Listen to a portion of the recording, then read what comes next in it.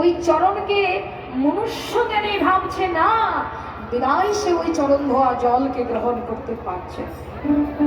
আমার ভগবান যিনি কৃষ্ণ হয়ে লীলা করেছেন, তিনি কি করেছেন? তিনি কি ভক্তের চরণ ধোয়া জলকে শিরোধার্য করেননি?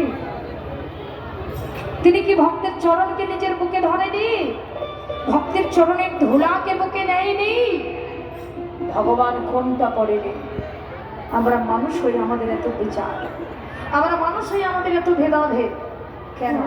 এই ভেদাভেদকে যতদিন পর্যন্ত দূর করতে না পারবো, ততদিন পর্যন্ত আমাদের কৃষ্ণ ভক্তির উদয় হবে না। গুরুদেব তাকে দীক্ষা দিয়েছিলেন এবং গুরুদেবের কাছে দীক্ষা গ্রহণ করার পরে কৃষ্ণ সেবা শিক্ষা করার জন্য তিনি সেবা আচার্যের কাছে গিয়েছিলেন। উচ্চাঙ্গ সঙ্গীত তিনি হরিদাস ঠাকুরের কাছে শিক্ষা করেছিলেন এবং তিনি কৃষ্ণ সেবা শিক্ষা করার জন্য সেবা আচার্যের কাছে গেলেন। যত কিছু করেন সব কিছু ভক্ত ভগবানকে অনুসরণ করেই করেন। সেবাস আচার্যের অনেক কাজ আমাদের নরোত্তম দাস ঠাকুর মহাশয় করে দিতেন, কিন্তু সেখানে আমার ভগবানের ভক্তি এত এত প্রেমময় যে ভক্তির বিচার করে আমরা শেষ করতে পারবো না। সেবাস আচার্য একদিন মনের মনোবল নিয়ে ভক্তকে বললেন, মানে নরোত্তমকে বলছে, নরোত্তম বাবা তুই একটু দেখ, রাধাকৃষ্ণ কুঞ্জের মধ্যে প্রবেশ করেছে, এই কুঞ্জ থেকে যখন বেরিয়ে আসবে তখন তুই সোনার বাটিতে করে তাদেরকে দুধগরম সেবা দিবি। এবার গুরুদেবের আদেশ মতো নরোত্তম দাস ঠাকুর মহাশয় ধ্যানের মধ্যে বসে বললেন। আর যখনই ধ্যানের মধ্যে বসলেন, ধ্যানের মধ্যে বসেই তিনি দেখতে পাচ্ছেন একটা সুন্দর সেবাকুঞ্জ। সেই সেবাকুঞ্জের মধ্যে রাধা কৃষ্ণ লীলার মধ্যে ডুবে গেছে।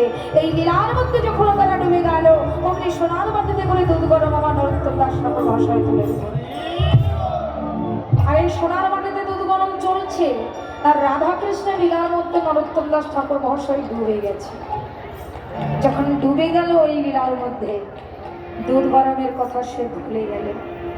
কেন? রাধারানীর সঙ্গে কিছু শ্রুতিমধুর কথা কৃষ্ণের চলছিল, যে রায়কে ভগবান বলছেন, আই তব অভিলাষে তো অভিলাষে মোর এই পীতবিন্ধন, অর্থাৎ তোমার অঙ্গ হলুদ বর্ণ বলে আমি তোমার অঙ্গের কারণে নিজে হলুদ বর্ণের পোশাক পরিধান করি, এবং তোমার নাম ধরলে আমার শান্তি হয় বলে আমার করের মুরতি রাধা রাধা বলে ডাকি। এই মুরলী যখন রাধা বলে ডাকে, শুধু মুরলী নিজে ডাকি না, আমি আমার শ্রীমদনে সর্বদা রাধা রাধা। তো তুমি আমাকে তবু ভালোবাসো না কেন জানো বধূ? তুমি যদি আমাকে ভালোবাসতে, আমাকে এত